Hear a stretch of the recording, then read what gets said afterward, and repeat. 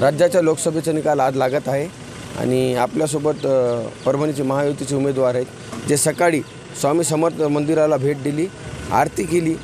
आपण त्यांच्याशी जाणून घेऊया. आज मतमोजणीचा दिवस साहेब आणि आपण शहरातील मंदिराला व्हिजिट देत आहेत. नेमकं सर्वांचंच परमेश्वरांचा आशीर्वाद पाहिजे. जनतेचा आशीर्वाद मला परभणीकरांनी 26 तारखेला दिलेला आहे.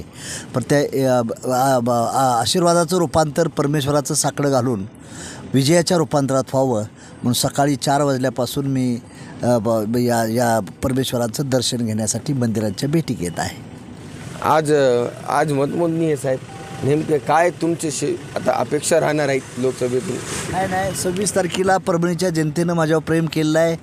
ते आज माझा निकाल लागेल आणि मला खात्री आहे की 100% परभणीची जनतेनं मला गुलाल लावण्याचं ठरवलेलं आहे. महाविकास आघाडीची प्रत्येक लोकप्रतिनिधीने बाहेरचं पार्सल आहे अशी घोषणा किंवा लक्ष्मीपूजाचं वाटप झालं असे आरोप लावलेले आहेत. नेमकं काय?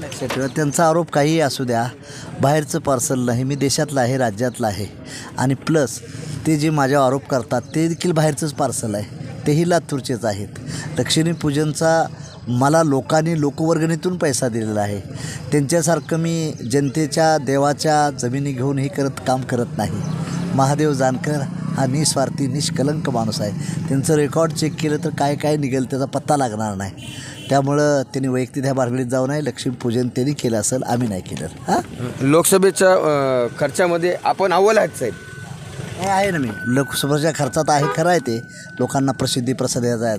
तरी परंतु माझा 65च्या आतच खर्च आहे, जास्त नाही झालेला, हे लक्षात ठेवायचं. हे होते महादेव जानकर महायुतीचे उमेदवार. मी नजीब सिद्दीकी, दैनिक देशोरीसाठी परभणी.